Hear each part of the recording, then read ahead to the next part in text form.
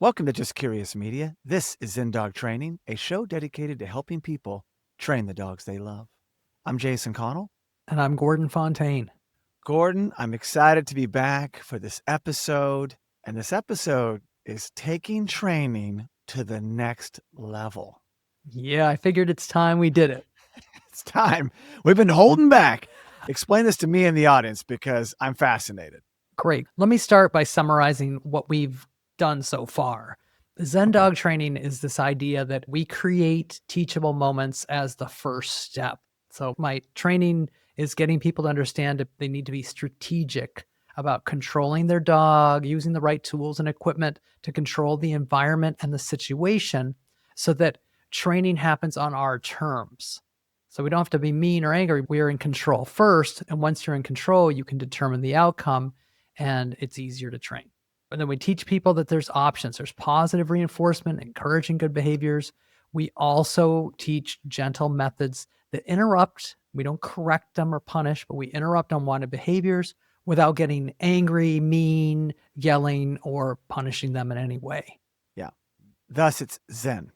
Yes, yes. And there's a balance to it. There's ways to encourage good behavior, but also gently, peacefully stop unwanted behaviors too. So I was inspired because I've had this puppy in my house, this new Cocker Spaniel, Helly, and she loves the golf ball.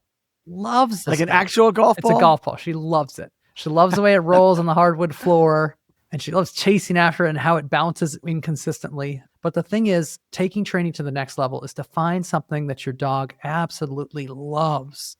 Some dogs it's treats, but it doesn't have to be treats. In Helly's case, it's the golf ball. Right. And so I let her play with it for a bit, and then I scoop it up when she's not looking, and I hide it. And then on the other side of the yard, I say, Helly, come here, girl, come to me. And she's thinking about it. And when she decides to come and she comes running to me as fast as she can, I say, yes, what a good girl. And boom, there's the golf ball that she goes bananas for. Right. And so it's getting creative about identifying first what your dog really loves, and then using those not exactly always treats as a supercharged reward that they can play tug with you or interact with you or play with that golf ball as the unexpected reward. Listen to your owner and awesome things happen. That's great. It's very like a positive manipulation. It is. I love it. And I did the same thing with my dogs with Frisbees. I mean, you could say the word and not see the actual Frisbee, and they just go bonkers. That's great. So I knew I had that in my hip pocket if I ever wanted their control or their attention.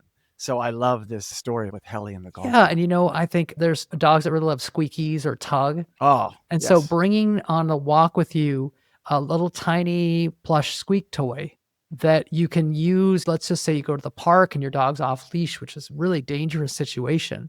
And then you have something that's better than a treat. You've got their favorite squeaky toy right there. But the trick is not to show it to them ahead of time. Yeah. Can't see it. And it's the same thing as we've talked about in previous episodes with positive reinforcement. The idea is to have a word like yes, or people use a clicker, but the dog doesn't see the treat or the reward first. They first hear the signal, yes, yay, good pup. Then the reward appears. Yeah.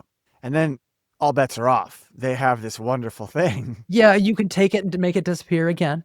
Sleight of hand. They're pretty easy to trick that way.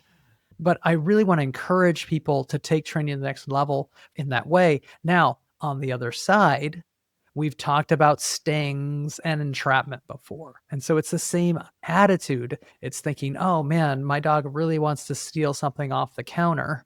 So it's creatively setting up a situation where they can't actually get to the said object on the counter, having an indoor leash on, and then repeating a lesson, and this time interrupting them away from the thing they want. And it's very manipulative. That's a good word for it, but doing it in a way that isn't mean or painful or anything to the dog. It's creating opportunities to train them in more real world situations. At what point in time, Gordon, would you introduce this to a client, this next level training? Well, it's a great question because in the beginning, a lot of times clients, they only see the positive reinforcement, the distraction techniques. And so their only trick is to keep rewarding, or the dog bites and they say, chew this instead.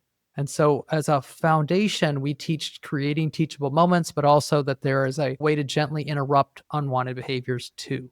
And that it might take a visit or two for a client before they really understand the difference between how to reward good behaviors and how to gently stop them, and doing that in general. And then once they're aced the positivity and gentle interrupts, then it's like, well, how do you take things to the next level? And so it's not just those treats, it's what does your dog go crazy about? And then all of a sudden you give them that as their reward for listening to you. And it really makes them think you're amazing. Yeah, it does put you in control in a good way. Like, they're super excited and you can't bottle that enthusiasm. It's just Right. incredible. So I love that you're leaning into that and using that in this way. And so I wanted to make sure we had a tangible example besides Yeah. obviously the golf Hell ball, the tennis yeah. ball, the frisbee, tug of war. But when it comes to leash walking, one of the games that we've talked about before, one of our techniques is a technique we call my walk. And in my walk, when the leash is loose, we walk extra fast with our dog. We even lengthen the leash so that the walk feels good. But as soon as that Yeah. leash gets tight, because the dog wants to pull, we stop the walk. We don't jerk back. We just slowly stop and we make them feel that their pulling is what made the walk stop. So in my walk, we go, Yes. oh, you make a shun noise and you come to a stop. And I might even slowly back up a bit. I don't want my dog to sit. I want them to understand when they're pulling to get to what they want to get to, they don't get to move forward with the tight leash. And this is exactly what we're talking about. When they're motivated, they're inspired to go. And if they pull on that tight leash, everything stops. I slowly back up. And this is the trick, is the instant that my dog chooses to make the leash loose and they come back to me, that's the moment I say, yes, good dog. And then I walk extra fast with a longer leash. To reward their choice. That's right. And that's what I'm trying to say is like some people mess up this technique because they don't walk fast enough as a Right. reward. Yeah. And that's why I thought it goes really well with this. At that moment, I say yes enthusiastically. I kind of walk jog and I lengthen my arm even so that they get this supercharged reward. It's not just a humdrum same pace. It's like fast walk.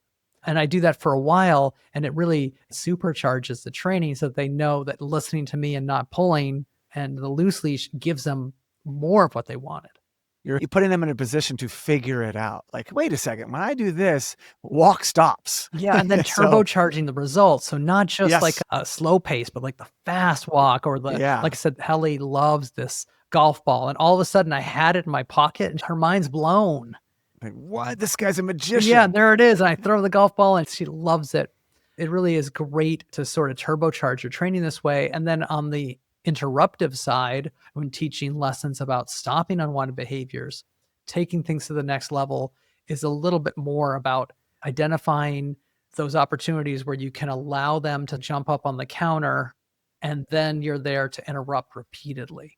Yeah. But the idea is that I'm going to be very strategic about the situations I put my dog into and then really creative about positive results or repeating gentle interruptions, because our interruptions are so gentle, they need to be repeated 3, 5, or maybe more times per episode.